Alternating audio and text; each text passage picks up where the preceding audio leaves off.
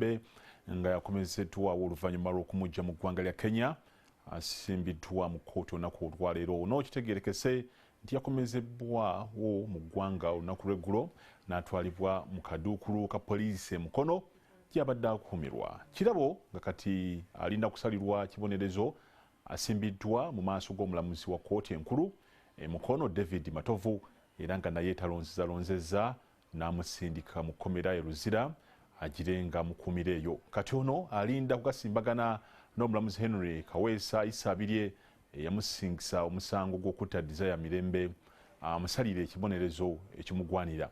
Kirabo yatta Desire Mirembe mu mwaka 2015 era ng'omulambo gwe gwasuulibwa mu bikajjo e Lugazi gye gwasangibwa mu mwaka ogwo.